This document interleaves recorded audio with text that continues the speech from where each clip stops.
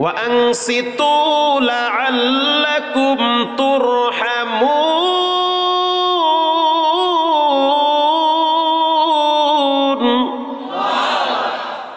যখন কোরআনের বয়ান করা হবে, কোরআনের এক একটি হরফ পড়া হবে, চুপ থাকবে, আওয়াজ করবে না, বিশৃঙ্খলা সৃষ্টি করবে না, চুপচাপ দিলের কান লাগায়া কোরআন শ্রবণ করবে।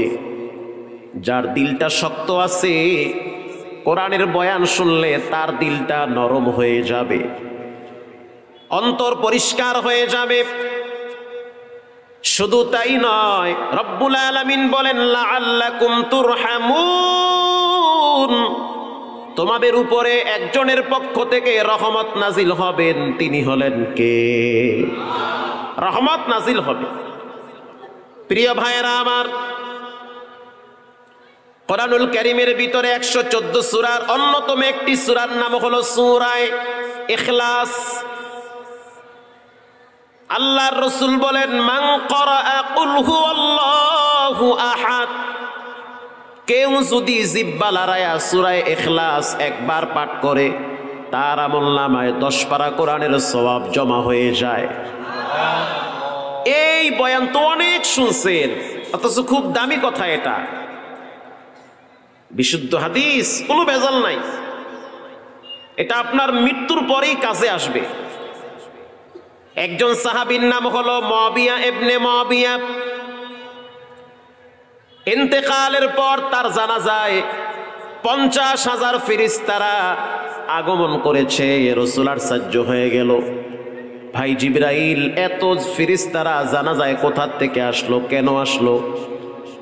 হযরত জিবরাইল আমিন বলে, ইয়া নবী আল্লাহ, এই সাহাবী সূরা ইখলাস এত বেশি তেলাওয়াত করত যে রব্বুল আলামিন এই সাহাবীকে সবচেয়ে বেশি ভালোবাসে, যার কারণে তার সম্মানার্থে জমিনের ভিতরে তার মৃত্যুর পরে জানাজায় 50,000 ফেরেশতা তাকে স্বাগতমের জন্য পাঠিয়ে দিয়েছে।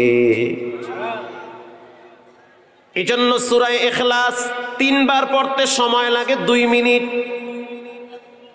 আকৃতিতে একেবারেই ছোট, তেলাওয়াত করতে সময় লাগে না, কিন্তু মিজানের পাল্লায় এটা হবে অনেক ভারী।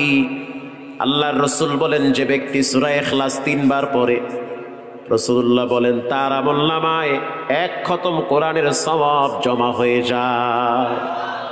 আরো জোরে বলেন সুবহানাল্লাহ। সূরা ইখলাস পড়েন, খালি 4 দোকানে বইয়া টুপি খুললে আর একজনের গীবত কইরেন না। আমাদের সময়গুলো তো কাটে চায়ের দোকানে, বিড়ি আর টিভির মাধ্যমে। আর অনেক যুবক ভাইরা আছে, তরুণ তরুণী, কিশোর কিশোরী আছে, এদের সময় কাটে পাবজি আর ফ্রি ফায়ার, টিকটকে। টিকটক বানাইতে গিয়ে অনেকে মরে, তারপরেও সোজা হয় না। কথা কন না কা? প্রায় মরে। প্রিয় ভাইরা আমার, এরকম একটি সূরা আছে, সূরার নাম সূরা তাকাসুর। আল্লাহর রাসূল বলেন, কে আসো সূরা তাকাসুর তেলাওয়াত করবা? কেউ যদি সূরা তাকাসুর তেলাওয়াত করে, তার আমলনামায় 1000 আয়াত তেলাওয়াতের সওয়াব জমা হয়ে যায়।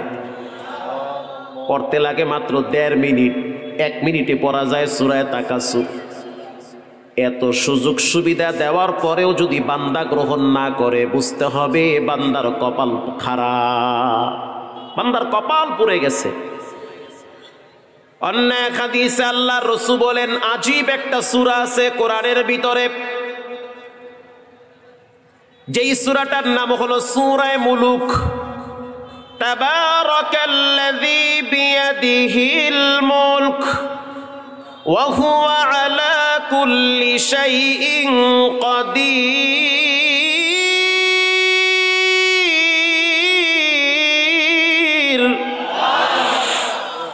আল্লাহর রাসূল বলেন, কেউ যদি সূরা মুলুক তেলাওয়াত করে ইশারের নামাজের পরে, মাত্র 5 মিনিট টাইম লাগে।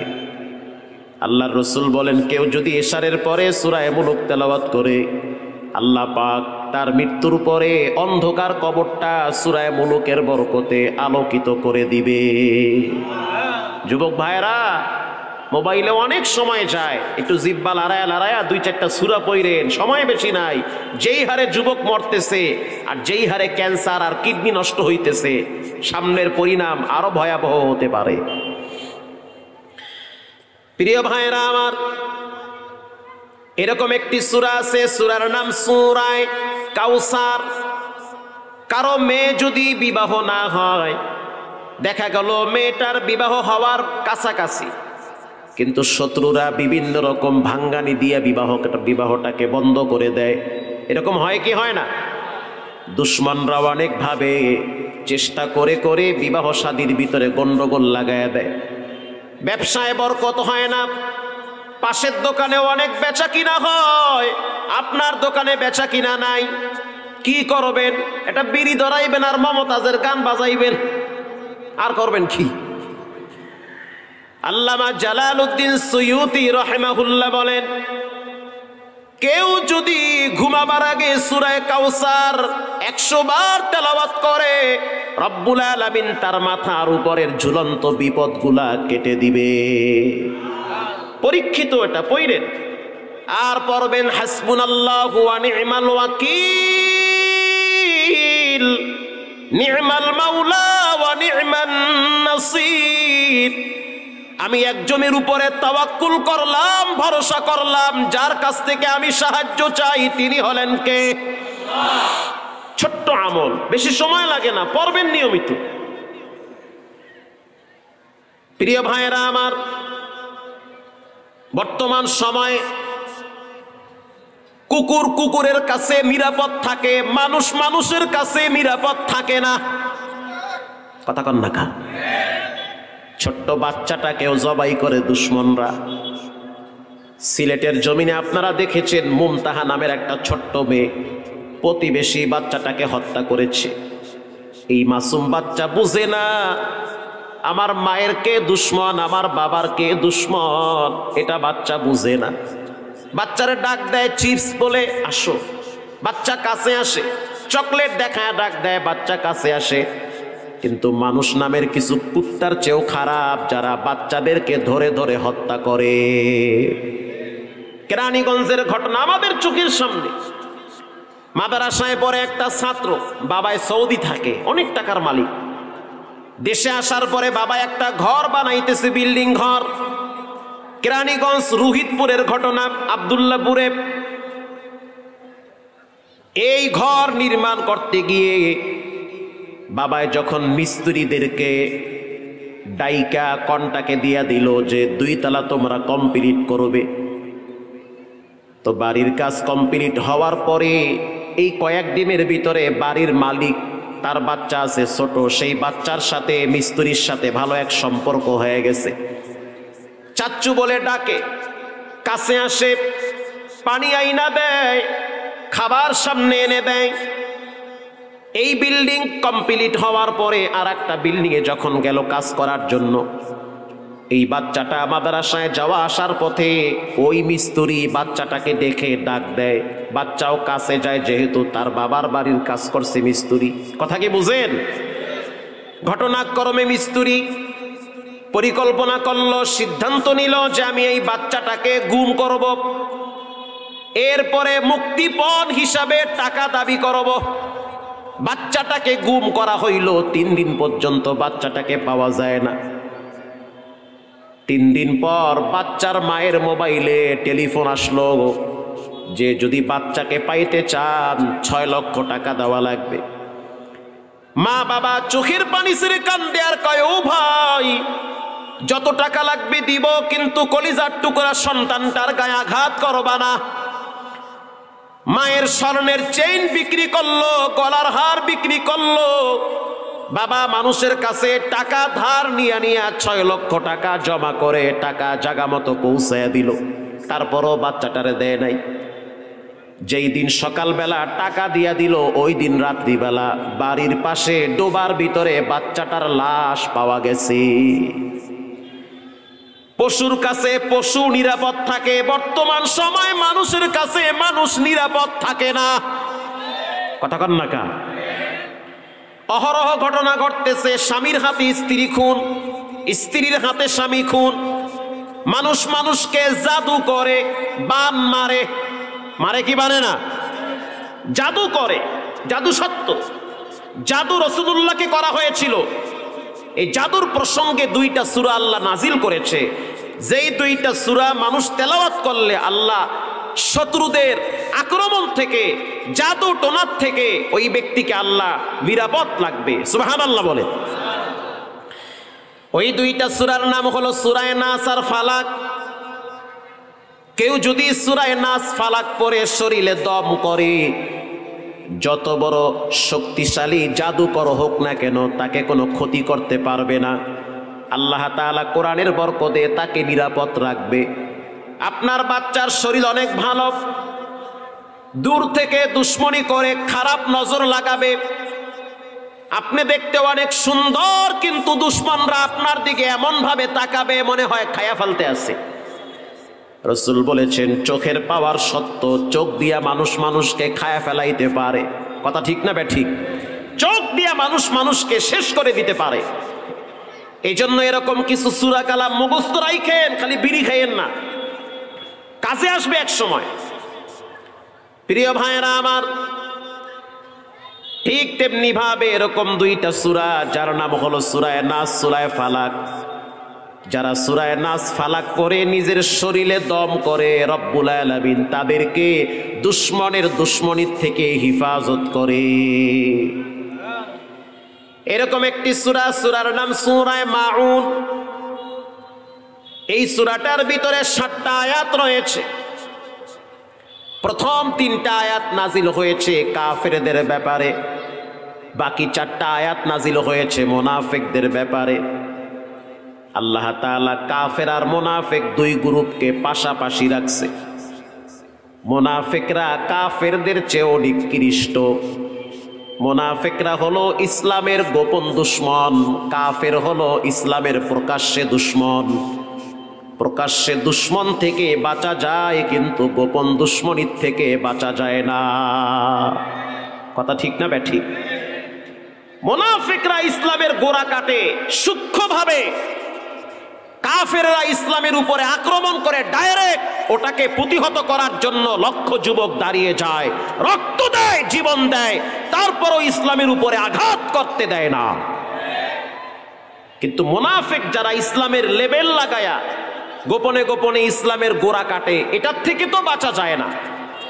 রাসূলুল্লাহর পিছনে দাঁড়ায়া 13 হাত পাগড়ি বাঁধা তারপরেও রাসূলুল্লাহর দুশ্মনী করছে, এমন মুনাফিক আমাদের দেশে আছে না নাই? প্রিয় ভাইয়েরা আমার, যখন যেই দল ক্ষমতায় আসে তখন সেই দলের পা চাটে। সাময়িক সময়ের জন্য হালুয়া রুটি খাইতে গিয়া অনেক সময় ইসলামটাকেও বিক্রি করে দেয়। আবার এমনও লৌহ মানব, এমনও আলেমে দ্বীন এই জমিনে ছিল, এখনো আছে, যারা দুশ্মনদের সামনেও নিজের বুক পেতে দিবে, জালেম স্বৈরাচারের পা চাটে না, কল্লা দিয়া দেয়, তারপরও তারা ঈমান বিক্রি করে না। প্রিয় ভাইয়েরা আমার, এই সূরা যখন নাজিল হয়, প্রথম 3 আয়াত মক্কায় নাজিল হয়েছে। নাজিল হওয়ার আগ মুহূর্তে যেই প্রেক্ষাপটটা ছিল, আল্লাহর নবী রাহমাতুল্লিল আলামিন হাতিমে কাবার পাশে বসে আছে। ইন দি মিন টাইমে তাকায় দেখতেছে ছোট্ট একটা বালক আল্লাহর নবীর সামনে দিয়ে যাচ্ছে। আল্লাহর হাবিব তাকায় দেখতেছে বালকের চোখের পানি ঝর্ণার মতো বায়া বায়া পড়ে। রাসূলুল্লাহ প্রশ্ন করল, কি হয়েছে তোমার, কেন কাঁদো, তোমার চোখের অশ্রু বায়া বায়া পড়তেছে? বালক বলতেছে, ওগো আল্লাহর রাসূল, আপনার চাচা আবু জেহেল আমার বাবার সম্পদগুলা আত্মসাৎ করে আমাকে ঘর থেকে তাড়িয়ে দিয়েছে। আমার বাবা আরো আগেই দুনিয়ার থেকে বিদায় হয়েছে, আমি একটা এতিম সন্তান। আল্লাহর হাবিবের দিলে বড় মায়া লাগছে, কারণ নবী তো নিজেও ছিল এতিম। কেউ যদি এতিমের মাথায় হাত বুলায় দেয়, আল্লাহর নবী বলেন যতগুলা চুল তার হাতের নিচে থাকবে, প্রতিটা চুলের বিনিময়ে একটা করে নেকি জমা হয়ে যায়। এতিমের সাথে কখনোই দুর্ব্যবহার করা যাবে না। আল্লাহ কোরআনে বলেন, বুতুনিহিম নার, কেউ যদি এতিমের সম্পদ পেটে ঢুকায়, সে এতিমের সম্পদ খায় নাই, বরং জাহান্নামের আগুন পেটে ঢুকাইছে। প্রিয় ভাইয়েরা আমার, রাহমাতুল লিল আলামিন এবার এই বালককে নিয়ে চলে গেলেন আবু জেহেলের বাড়িতে। যাওয়ার পরে আবু জেহেলকে বয়ান শুরু করলেন, চাচা এই বালক তো এতিম, এই বালকের বাবার যত সম্পদ ছিল আপনি তো গ্রাস করেছেন, দখল করে আছেন, আত্মসাৎ করেছেন, সম্পদগুলো আপনি ফিরাইয়া দেন, আপনি সম্পদ দিয়ে দেন, কেন আপনি এতিমকে কষ্ট দেন? একটা অসহায় মানুষ, ওর বাপ নাই, ও বালক, ছোট মানুষ, কেন আপনি ওকে কষ্ট দেন? সম্পদ ফিরাইয়া দেন। আবু জেহেল ক্ষিপ্ত হয়ে বলল, ভাতিজা তুমি তোমার রাস্তায়, আমি আমার রাস্তায়, আমাকে বয়ান দিও না। নাউজুবিল্লাহ বলেন, আমাকে নসিহত করিও না। এবার আল্লাহর রসুল আরো মিষ্টি ভাষায় তাকে বয়ান শুরু করলেন, ও চাচা, যেই সম্পদ আপনি আত্মসাৎ করেছেন, এই সম্পদ খায়া তো আপনি মরতে পারবেন না। কিয়ামতের ময়দান এমন একদিন, যেই দিন কোনো সম্পদ কাজে আসবে না, সন্তান কাজে আসবে না, সম্পদ কাজে আসবে না। ওই দিনটা বড় কঠিন। ওই দিন হবে একটা ভয়ঙ্কর দিন, যেই দিন সন্তান বাবাকে পরিচয় দিবে না, বাপ সন্তানকে পরিচয় দিবে না। শুধু তাই নয়, প্রতিটা মানুষ উলঙ্গ অবস্থায় দাঁড়ায় থাকবে। কানা মিকদারুহু 50 আলফ সানাতিন মিম্মা তাউদ্দুন।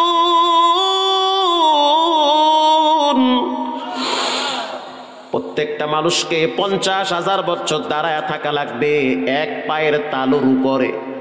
সূর্য মাথার উপরে চলে আসবে, সূর্যের তাপে মাথার ঘিলুগুলা টকবক টকবক করে ফুটবে। কেউ ঘামের সাগরে হাবুডুবু খাবে। শুধু তাই নয়, এক একজন নিজের হাত কামড়াইতে থাকবে আর আফসোস করবে, জীবনে কি করলাম, কেন আমি মানুষের হক নষ্ট করলাম, কেন হারাম খাইয়া কবরে গেলাম, কেন আল্লাহর সাথে নাফরমানি করলাম। ইয়াউমা ইয়াফিরুল মারউ মিন আখিহি ওয়া উম্মিহি ওয়া আবিহি ওয়া সাহিবাতিহি ওয়া বানিহি। আল্লাহু আকবার বলেন।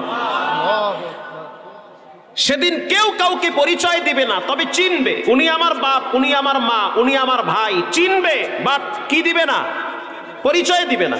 সবাই সবাইকে চিনবে। প্রিয় ভাইয়েরা আমার, আল্লাহর হাবিব যখন এই বয়ান শুরু করলেন, সম্পদ ফিরাইয়া দেন, এতিমের সম্পদ আত্মসাৎ করিয়েন না। কেউ যদি কারো 1 বিঘা জায়গা জবরদখল করে, জবরদখল বুঝেন, কথা কন না কেন? কেউ যদি কারো 1 বিঘা জায়গা, 1 বিঘা কি 1 হাত, একটুক জায়গা, 1 বিঘা জায়গা কেউ যদি কারো জোর কইরা খায়, তাহতাস সারা, আল্লাহর রাসূল বলেন সাতবক জমিন তার গলায় ঝুলায় দিয়া কিয়ামতের ময়দানে দাঁড় করায় দিবে। সুবহানাল্লাহ, এটাও সুবহানাল্লাহ না নাউজুবিল্লাহ? আপনারা কি ওয়াজ বোঝেন না? খবরদার কারো সম্পদ জোর করে খায়েন না। অনেকে আছে হাজী সাহেব, গাজী সাহেব, অনেক আল্লাহওয়ালা দরবেশ, কিন্তু ভাইয়ের সম্পদ ভাই জোর করে ঠগায়া খায়। অনেকে আছে প্রতিবেশীর সম্পদ জোর করে খায়, খায়েন না, এগুলো বাদ দেন। হারাম খায়া মরলে শাস্তি হবে কবরে, সিজদা কবুল হবে না, লাভবাহিক কবুল হবে না, ফাও টাকা খরচ করে লাভ নাই, কবুলই তো হইবে না, আপনি ফাও আকাম করেন কা?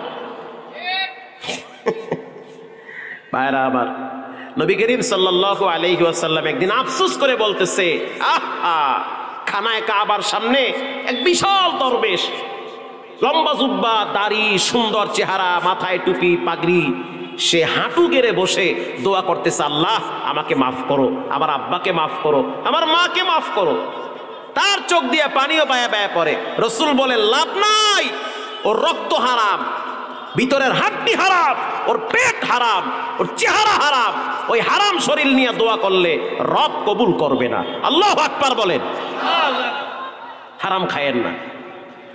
বাবার টাকা আছে, বসে বসে খান। বাবায় যদি চুরি করে আপনারে দেয়, আপনার জন্য হালাল, বাবার জন্য হারাম। আকামের শাস্তি বাবায় ভোগ করবে, আপনি ভোগ করবেন না।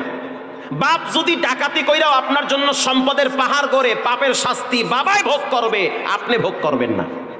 এই জন্য বাপ যারা আছেন সাবধান হন, কার জন্য টাকা পয়সার পাহাড় ঘটতেছেন।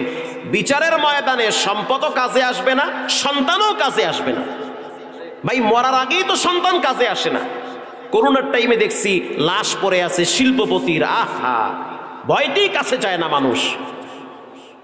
আবার রিক্সাওয়ালার লাশ দাফন হয়, 3 ছেলে, 3টাই কোরআনের হাফেজ। বাবার লাশ কবরে রাখতেছে, চোখের পানি ছেড়ে বাবার জন্য দোয়া করে দিল ভরে দাফন করে চলে আসতেছে। এই সম্পদ দিয়ে হবে কি, যেই সম্পদ দুনিয়ায় থাকতেও কাজে আসে না, মরার পরেও কাজে আসবে না। এবার আল্লাহর রাসূল আবার বয়ান শুরু করলেন, ইয়াউমা লা ইয়ানফাউ মালুন ওয়ালা বানুন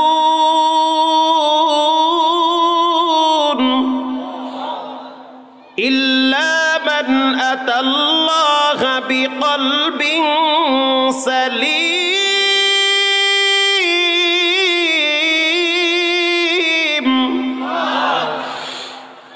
কিয়ামতের ময়দানে মাল কাজে আসবে না, সন্তান কাজে আসবে না। তবে যার সন্তান ছোটবেলায় মারা গেছে, ওই সন্তান জান্নাতের গেটে দাঁড়ায় থাকবে, বাবারে না নিয়া জান্নাতে যাবে না। ছোট বাচ্চারা মারা যায় না, অনেক সময় তো পানিতে পড়েও মারা যায়, অসুস্থ হয়ে মারা যায়। তাদের জন্য সুসংবাদ, কারো সন্তান যদি নাবালেক অবস্থায় পানিতে পড়ে মারা যায়, অসুস্থ হয়ে মারা যায়, রোড অ্যাক্সিডেন্টে যদি মারা যায়, আল্লাহর রাসূল বলেন বিচারের ময়দানে বাপ যদি গুনাহগারও হয়, ওই সন্তান জান্নাতের গেটে দাঁড়ায় থাকবে, বাবারে না নিয়া, মাকে না নিয়া সন্তান জান্নাতে যাবে না, আল্লাহর সাথে ঝগড়া করবে। প্রিয় ভাইয়েরা আমার, আল্লাহর নবী যখন বয়ান করলেন, ও চাচা এতিমের হক বুঝায়া দেন, এতিমের চোখের পানি কিন্তু বিষ, এটা খায়া হজম করতে পারবেন না। কিয়ামতের ময়দান রে ভয় করেন, আল্লাহর সামনে দাঁড়াইবার দিনটারে ভয় করেন। রাসূলুল্লাহ এত বয়ান করলো, আবু জেহেল তো তার বয়ান গ্রহণ করে নাই, বরং আবু জেহেল বলেই ফেললো, কিয়ামতের ময়দান আমি বিশ্বাস করি না। কিসের কিয়ামতের মাঠ, এটি আমি মানি না, এ কথাই বলল আবু জেহেল। আল্লাহ তাআলা তার প্রতি উত্তরে প্রতিবাদ স্বরূপ আয়াত নাজিল করল, আরাআইতাল্লাযী ইউকাযযিবু বিদ্দীন ফাযালিকাল্লাযী ইয়াদুউল ইয়াতীম। ও নবী আমার, আপনি কি দেখেছেন ওই ব্যক্তিকে? রাআইতাল্লাযী ইউকাযযিবু বিদ্দীন, কোন ব্যক্তি? বলে আবু জেহেল। বলেন কোন ব্যক্তি? আবু জেহেল, যে ব্যক্তি প্রতিফল দিবসকে অস্বীকার করেছে। ফাযালিকাল্লাযী ইয়াদুউল ইয়াতীম, ওই বালকের ঘাড় ধাক্কা দিয়ে তাড়িয়ে দিয়েছে। ওয়ালা ইয়াহুদ্দু আলা তুআমিল মিসকিন, মিসকিনদেরকে খাবার দিতে অনুৎসাহিত করে। গরিব মানুষ ভাই কিছু খাবার দেই, ফট করে বলে দরকার নাই, নিজের চিন্তা করো, আর একজনের চিন্তা বাদ দাও। যারা কাফের, দুনিয়াদার, ফাসিক, ফুজ্জার, তারা বলে খাও দাও ফুর্তি করো, ঠিক না বেঠিক? আর যারা মুমিন মুসলমান, তারা চিন্তা করে নিজে কম খাও, আর একজনরে কিছু খাওয়াও। এই বয়ান যখন রাসূলুল্লাহ করার পরে আল্লাহ তাআলা প্রতি উত্তরে প্রতিবাদ স্বরূপ যখন আয়াত নাজিল করলেন, ও নবী আমার, আপনি কি দেখেছেন ওই ব্যক্তিকে যে কিয়ামতের দিন অস্বীকার করে আর এতিমের ঘাড় ধাক্কা দিয়া তাড়ায়া দেয়? শুধু তাই নয়, মিসকিনদেরকে, অসহায় মানুষকে খাবার দিতে অনুৎসাহিত করে। ভিন্ন এক হাদিসে আল্লাহর রাসূল বলেন, আফসুস সালাম, যে ব্যক্তি 3টা কাজ করবে তার জন্য জান্নাতের 8টা গেট থেকে ডাকা হবে। সুবহানাল্লাহ, তো আসতে কইলেন। 1 নম্বরে আফসুস সালাম, যে ব্যক্তি আগে আগে সালাম দেয়। সালাম অনেকে আছে সালামটাও পারে না, অনেক কিছু পারে কিন্তু সালাম শিখে নাই। এর আগে তো এই স্বাধীন হওয়ার আগে অনেক মাহফিলের মঞ্চে নেতারা বক্তব্য দেওয়ার আগে সালাম দিত না? সালাম হলে তো অনেকে রুজু নষ্ট হয়ে যাইত। মানে মাইকলে খাড়ায় কয় সালাম আলাইকুম, তার মানে শ্রোতা যারা আছে হ্যাগো মাথায় ঠাডা ভরুক, চাম আলাইকুম। এ কইছি কি, তোমার বাপের মাথা কইছো? শুদ্ধ করে সালাম দিতে পারলে দাঁড়াও, আর না দিতে পারলে চুপ থাকো। ইজ্জত নষ্ট করা যাবে না। সালামটাও শিখায় না, কয় সালাম আলাইকুম।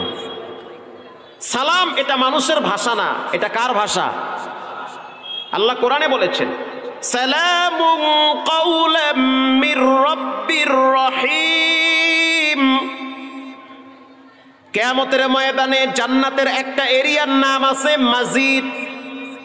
ওই ময়দানে রব্বুল আলামিন ৭০,০০০ নূরের পর্দা ফাঁক করে প্রথম বান্দাদেরকে সাক্ষাৎ দেওয়ার পরে সালাম দিবে। আরো জোরে বলেন সুবহানাল্লাহ। তো সালামটা তো আল্লাহর ভাষা, কোরআনের ভাষা। এটা যদি শুদ্ধ করে না দেন পাপ আছে না নাই? এখন আমি শুদ্ধ করে আপনাদেরকে একটু সালাম দিচ্ছি, দেখি আপনারা উত্তর দিতে পারেন কিনা। আসসালামু আলাইকুম। একটু জিব্বার বোবান না, কি সমস্যা কি? আপনি একটু সুন্দর করে বলেন। যারা পারেন না একটু মুখটা বড় করেন, একটু জিব্বালা লাড়া দেন। আসসালামু আলাইকুম। মাশাআল্লাহ। সালাম এমন একটা জিনিস, কিতাবুজ যুহদ ইমাম আহমদ ইবনে হাম্বল লেখেন, যে ব্যক্তি সালাম আগে দেয় আল্লাহ তাআলা তার কলব থেকে অহংকার দূর করে দেয়। সুবহানাল্লাহ। ওদিন এক ধনী মানুষ, উত্তরায় গার্মেন্টস আছে, উত্তরায় তো না, এইতে বাড্ডায়, তো বলতেছে হুজুর অনেক বছর হয়েছে বিয়ে করছি কিন্তু ঘরে শান্তি নাই। আমি বললাম শান্তির যেই মূল মেডিসিন সেটা ব্যবহার করেন। কি মেডিসিন? আমি বললাম শান্তির প্রথম মেডিসিন হলো সালাম। সুবহানাল্লাহ বলেন। বলেন শান্তির প্রথম মেডিসিন কি? আরো জোরে বলেন কি? সালাম। শান্তির প্রথম মেডিসিন, প্রথম সিঁড়ি হলো সালাম। দুশ্মনরাও যদি আপনার সামনে পড়ে সালাম আগে দেন। সালাম দেওয়ার সাথে সাথে দুশ্মনদের কলিজার ভিতরে আপনার প্রেম ভালোবাসা জাগ্রত করে দিবেন কে? আপনি যেমন বাহিরে কাজ করেন, আপনার স্ত্রীও ঘরে কাজ করে। আপনি যেমন প্রচন্ড ব্যস্ত থাকেন, আপনার বিবিও তো ঘরে ব্যস্ত থাকে। ২-৩টা বাচ্চাকে সামাল দিতে হয়। একজনে বাথরুমে গিয়ে ট্যাপ ছাইরা দেয়, আর একজনে গ্যাসের চুলার পাওয়ার বাড়ায় দেয়। কথা কন না কা? আর একজনে আর এক জায়গায় গিয়া বৈশা বৈশা কেসি দিয়া তোষক কাটে। তো যার ঘরে ৩-৪টা বাচ্চা আছে, ওই মহিলাও মোটামুটি আধা পাগল হয়ে যায়। তো মনে করিয়েন না যে বাহিরে আপনারা অনেক কষ্ট করেন, ঘরের মায়েরা খুব শান্তি করে না, তাদেরও কষ্ট হয়।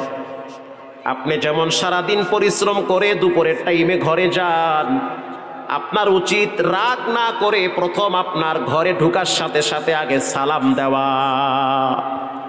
সেইটা না করে বিড়ি একটা ধরাইয়া টানতে টানতে ঘরে ঢুকে আর কয় এ কুদ্দুসের মা বাদ দে। আপনার ম্যাডামে কয় ওরে গোলামের ফুট, তোর মাইয়া বলায়ও জ্বালায় তুইও জ্বালাও। কথা কন না কা? স্ত্রীর মেজাজ ঠান্ডা করার একটা মেডিসিন। আজকে ঘরে গিয়া প্রথম সালাম দিবেন, আসসালামু আলাইকুম ওয়া রাহমাতুল্লাহি ওয়া বারাকাতুহু। সালাম দেওয়ার সাথে সাথে দেখবেন আপনার স্ত্রীর চেহারার ভিতরে হালকা একটু হাসি ফুটে উঠবে। এরপরে আপনি বলবেন বিবি আমার অনেক দিন মুসাফা করি না, হাতটা বাড়াও, একটু মুসাফা করি। আপনার স্ত্রী লজ্জায় দেখবেন চেহারা লাল হয়ে গেছে, দূর মুসাফা, বাচ্চা কাচ্চা চায় রয়েছে আবার মুসাফা। অথচ স্ত্রীর সাথে মুসাফা কি খারাপ? খারাপ? ভালো এটা। আপনার স্ত্রী লজ্জায় হাত বাড়াবে না, আপনি আপনার স্ত্রীর হাতটা জোর করে টেনে হাতের ভিতরে হাত লাগায়া 50 টাকা ভিতরে ঢুকায়া দিয়া আস্তে করে বলবেন সকালবেলা লিপস্টিক কিনে ঠোঁটে ঘষপা। এমন একটা হাসি মারবে বিবাহের পরে ওই হাসি আপনি কোনোদিন দেখেন নাই। আল্লাহু আকবার। হেতো করেন না, খালি ঝগড়া হইবে না, হরবে কি? ছেলে মেয়েও ব্যস্ত, স্ত্রী হেও মাশাল্লাহ কিরণমালা আর জি বাংলা নিয়ে ব্যস্ত, আর আপনি টিভির দোকানে টিভি আর বিড়ি নিয়ে ব্যস্ত। আপনার ছেলেমেয়ে যারা আছে পাবজি, ফ্রি ফায়ার, টিকটক নিয়ে ব্যস্ত। এমন একটা সময় পার করতেছি যেই সময় মহিলারা প্রেগনেন্ট অবস্থায় পেটে বাচ্চা সহ ফেসবুকে আলহামদুলিল্লাহ ছাড়িয়ে দেয়। কথা কর না কা? মহিলাদের পেটে বাচ্চা আসলে আগের যুগের মহিলারা কি করতো? আড়াল হয়ে যেত, না জানি বদ নজর পড়ে। আর এখন ম্যাডামরা মাশাল্লাহ পেট পট শুদ্ধ একেবারে ডাইরেক্ট ফেসবুকে ছাড়ে। আইতে আছে একজনকে, কি আইতে আছে? তুফান। তো তুফান লেগে গেছে একদিন হুজুরের দ্বারে, হুজুর একটু দোয়া করেন। কি দোয়া করবো? কার লজ্ঞা? কামার পোলার লজ্ঞা। পোলার নাম কি? তুফান। হুজুরে মার্চ কইছে মাফ চাই, তো তুফানের গুল্লি মারি জায়গা আমি এখানতে। হুজুর রাগ করেন? রাগ না, এই তুফানে আমার ঘর ভাঙছে 13 বার। এমন এমন আজীব নাম রাখে যেই নাম না আছে কোরআনে, না আছে হাদিসে। মানে একটা আজীব নাম বানায়া ছেলেমেয়ের নামে রেখে দিছে। কয়দিন পরে এই ছেলে মেয়ে তুফানের মতো বাড়ি মারে। প্রিয় ভাইয়েরা আমার, এতিমের সাথে কখনোই দুর্ব্যবহার করা যাবে না, কারণ এতিমদেরকে ভালোবাসেন কে? আল্লাহ ভালোবাসেন। প্রথম সালাম দিবেন, মানুষদেরকে খাবার খাওয়াবেন, মিসকিনদেরকে অনুৎসাহিত করবেন না, অসহায় গরিব মিসকিনদের মুখে খাবার তুলে দিবেন। রাতের আধারে যখন সবাই ঘুমিয়ে যাবে, 2-4 রাকাত নামাজ পড়ে রবের দরবারে ফকিরের মতো হাত তুলে দিবেন আর বলবেন, রব্বানা যালামনা আনফুসানা ওয়া ইল্লাম তাগফির লানা ওয়া তারহামনা লানাকুনান্না মিনাল খাসিরিন। অন্ধকার রাত, স্ত্রী ঘুমায়, সন্তান ঘুমায়, আদালতের দরওয়াজা বন্ধ হয়ে গেছে, পশু পাখি যার যার গন্তব্যে ঘুমায়, একজনে ঘুমায় না, তিনি হলেন কে? তার দরওয়াজা খোলা আছে। জীবন ভর গোপনে গোপনে পাপ করছেন, আর রব দয়া করে করে ইজ্জতের চাদর দিয়ে আপনারে ঢাইকা রাখছে। একটা গুনাহ যদি ফাঁস করত, লজ্জায় রাস্তায় মুখ দেখাইতে পারতেন না, বরং রাত জেগে জেগে মোবাইলের দিকে তাকায়া তাকায়া কত যুবক ল্যাংটা নাচ গান দেখে রাত পার করে, রবের সাথে নাফরমানি করে। আর রব্বুল আলামিন এত বড় দয়াময়, বান্দাকে এত ভালোবাসে, দরজার জানলার ফাঁক দিয়া বাতাস পাঠায়া অক্সিজেন দিয়া বান্দারে বাঁচায়া রাখে। আল্লাহু আকবার। তুমি তো তাকাইয়া আছো মোবাইলের দিকে, আর তোমার রব তাকায়া আছে তোমার দিকে। না আছে এশারের নামাজ, না আছে ফজরের নামাজ, যতক্ষণ চোখ খোলা থাকে ততক্ষণ মোবাইল নিয়ে ব্যস্ত। আল্লাহ চাইলে ফ্যান ফালায় দিয়া জীবনটারে ঘুমের ভিতরে শেষ করে দিতে পারত। পাশের রুমে গ্যাস সিলিন্ডার বাষ্ট কইরা তোমাকে শুটকি বানাইতে পারত। রব্বুল আলামিন চাইলে ঘুমের ভিতরে ভূমিকম্প দিয়া ঘরটারে ধসায়া দিতে পারত। পারত কি পারত না? কিন্তু সেটা রব না করে, রব চায় দেখিনি বান্দা আমার দরবারে ফিরে আসে নাকি, একটু সুযোগ দেই। ওয়ামা কানাল্লাহু মুআযযিবাহুম ওয়া হুম ইস্তাগফিরুন।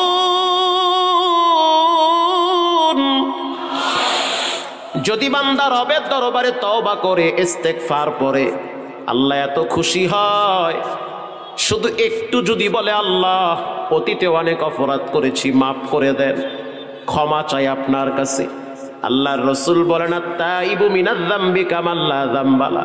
মায়ের পেট থেকে বাচ্চা আসলে যেমন কোনো পাপ নাই, কোন যুবক কোন মুরব্বী যখন রবের দরবারে খাঁটি দিলে তওবা করে, ওই বান্দার তেমন কোনো পাপ থাকে না। রবের দরবারে ক্ষমা চান। প্রিয় ভাইয়েরা আমার, এতিম মিসকিনদের সাথে ভালো আচরণ করেন। ওয়ালা ইয়াহুদ্দু আলা তুআমিল মিসকিন। আল্লাহ রাব্বুল আলামিন বলেন, যারা মিসকিনদেরকে খাবার দিতে অনুৎসাহিত করে। এই প্রসঙ্গে আমি আপনাদেরকে একটা ছোট্ট ঘটনা শোনাই। কষ্ট হয়? নবী করিম সাল্লাল্লাহু আলাইহি ওয়াসাল্লামের দরবারে একজন যুবক সাহাবী এসে বলতে আছে, ইয়া নবী আল্লাহ, যুদ্ধের ময়দানে আমার বাবা শহীদ হয়ে গেছে, ঘরে আমার মা আছে, 2-3টা বোন আছে, পুরা সংসারের দায়িত্ব আমার ঘাড়ে। আমার মনটা চায় আমি আমার বাড়িটাকে বাউন্ডারি করব। বাউন্ডারি বোঝেন তো? বাউন্ডারি, যেহেতু সংসারের দায়িত্ব আমার ঘাড়ে, সবাইকে আমাকে দেখে রাখতে হবে। বোনগুলা বড় হচ্ছে, তাদের বিবাহ শাদীর ব্যবস্থা করা লাগবে, নিজের বাড়িটাকে সেভ করা দরকার, পর্দার ব্যাপার আছে। কিন্তু আমি যখন বাউন্ডারি করতে গেলাম, ওই সময় বাউন্ডারির ভিতরে একটা খেজুর গাছ দাঁড়িয়ে আছে। খেজুর গাছের মালিক হলো পাশের জমিওয়ালা। তাকে আমি অনুরোধ করে বলছি যে খেজুর গাছের মূল্য দিয়ে দিব, কিন্তু সে কোনোভাবেই এটা মানতে রাজি না। এটার মূল্য নিবে না, খেজুর গাছও কাটবে না। খেজুর গাছটা না কাটলে আমি আমার বাউন্ডারিকে সুন্দর করে সোজা করতে পারি না। ওগো আল্লাহর হাবিব, আপনি যদি একটু বলেন তাহলে হয়তো সে খেজুর গাছটা কেটে নিয়ে আমাকে একটু সহযোগিতা করবে। আল্লাহর হাবিব সেই ব্যক্তিকে ডাকলো, নাম হলো আবু লুবাবা। ডাকার পরে বলল, এতিমের প্রতি একটু দয়াবান হও, এতিমের প্রতি একটু সহনশীল হও, গাছটা তুমি মূল্য নিয়ে যাও, গাছটা আমি কাইটা ফেলাই। আবু লুবাবা বলতে আছে, ইয়া নবী আল্লাহ, আপনি যদি আমাকে আদেশ করেন তো আমি মানতে বাধ্য, আর যদি আপনি আমাকে বলেন মানতেও পারো না মানতে পারো, যেহেতু গাছ আমার, তা আমি বলবো আমি আমার গাছ কাটতে চাই না, গাছ যেখানে আছে ওখানেই থাকবে। আল্লাহর হাবিব বলল, তোমার গাছ তুমি কাটতেও পারো নাও কাটতে পারো, তোমার এখতিয়ার, তবে অনুরোধ করতেছি তুমি তোমার গাছটা কেটে নিয়ে গেলে এতিমের প্রতি একটু যত্নশীল হবা। আল্লাহু আকবার, কাইটা নিয়ে যাও। সে বলল না, কাটবো না। ওই মজমার ভিতরে কিছু গরিব সাহাবী ছিল, তারা আফসোস করে বলতে লাগলো, যদি আজকে আমাদের সামর্থ্য থাকতো এই গাছটা কেটে এতিমের মুখে হাসি ফুটাইয়া দিতাম, কিন্তু সামর্থ্য তো নাই। এই সংবাদ একজন ধনী সাহাবীর কানে গেছে। ওই সাহাবীর নাম হলো দাহদা রাদিয়াল্লাহু তাআলা আনহু। মদিনার ভিতরে একজন অন্যতম শীর্ষস্থানীয় ধনী সাহাবী, প্রভাবশালী সাহাবী, সম্পদওয়ালা সাহাবী দাহদা রাদিয়াল্লাহু তাআলা আনহুর কানে যখন আওয়াজ গেল, খেজুর গাছটা যদি কেটে নেওয়া হয় তাহলে এতিম খুশি হবে, বাউন্ডারিকে সোজা করতে পারবে। দাহদা রাদিয়াল্লাহু তাআলা আনহু রাতের আধারে চলে গেল লুবাবার বাড়িতে। যাওয়ার পরে দরওয়াজায় নক করল, ও লুবাবা, আমি তোমার সাথে পার্সোনাল কথা বলতে চাই। লুবাবা যখন টের পাইল ধনী সাহাবী, যার মদিনার ভিতরে অনেকগুলা বাগান আছে, দেরি আর করে নাই, ধনী মানুষের কদর আছে না নাই। দরজা খুলে বেরিয়ে আসলো। আসার পরে তাকায়া দেখলো দাহদা রাদিয়াল্লাহু তাআলা আনহু তার বাড়িতে। এবার প্রশ্ন করল, ভাই কেন আপনি আমার বাড়িতে আসলেন? অন্ধকার রাত, গরিবের বাড়িতে ধনীর পাড়া। দাহদা রাদিয়াল্লাহু তাআলা আনহু বলেন, ভাই আমার যে একটা বড় বাগান আছে তুমি কি জানো? বলে, হ্যাঁ জানি। ওই বাগানের ভিতরে প্রায় 1000 খেজুর গাছ আছে। শুধু তাই নয়, একটা মিষ্টি পানির কূপ আছে। ওই মিষ্টি পানির কূপ থেকে নবীজি নিজেও পানি পান করত। আল্লাহু আকবার। শুধু তাই না, ডুপ্লেস একটা বাড়িও আছে। ওই যুগে সবচেয়ে উন্নত মানের দামি একটা বাড়ি ছিল। দাহদা রাদিয়াল্লাহু তাআলা আনহু। এবার দাহদা রাদিয়াল্লাহু তাআলা আনহু বলল, ভাই লুবাবা, একটা খেজুর গাছ তুমি কেটে যদি নিয়ে যাও, আর এর পরিবর্তে আমার বাগান বাড়ি আর মিষ্টি পানির কূপ সহ পুরা বাগানটা তোমার জন্য আমি লিখে দিব, শুধু একটা গাছ তুমি আমাকে দাও। বলার সাথে সাথে সে রাজি হয়ে গেল যে হ্যাঁ আমি রাজি হয়ে গেলাম, কিন্তু তুমি যদি আবার সকালবেলা কথা ঘুরায় ফেলাও। দাহদা রাদিয়াল্লাহু তাআলা আনহু বলল, ভাই তোমার আমার মাঝখানে তৃতীয় কোনো ব্যক্তি নাই, সাক্ষী হিসাবে স্বয়ং আল্লাহরে বানাইছি। আল্লাহু আকবার।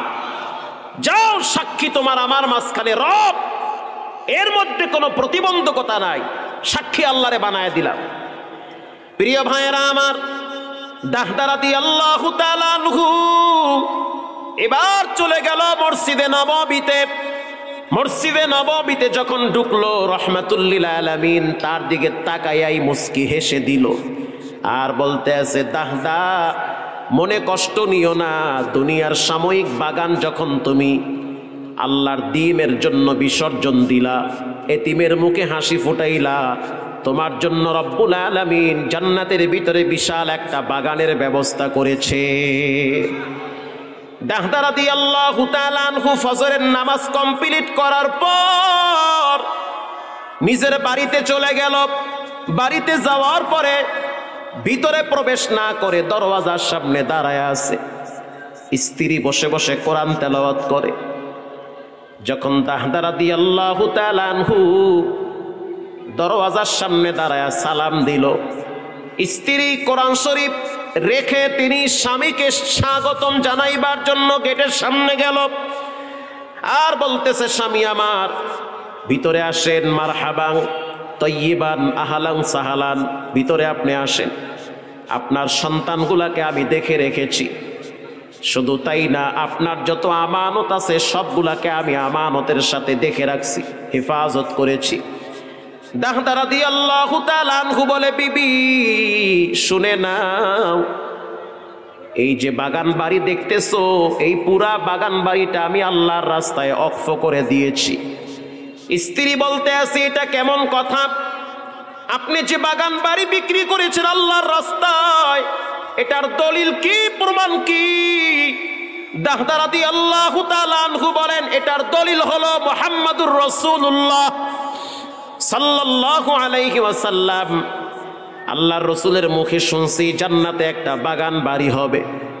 এটা বলার সাথে সাথে দাহদার স্ত্রী বলতে আছে, স্বামী আমার, যেই ঘরের স্বামী নেকের কাজের জন্য কদম বাড়ায়, ওই ঘরের স্ত্রী পিছিয়ে থাকতে পারে না।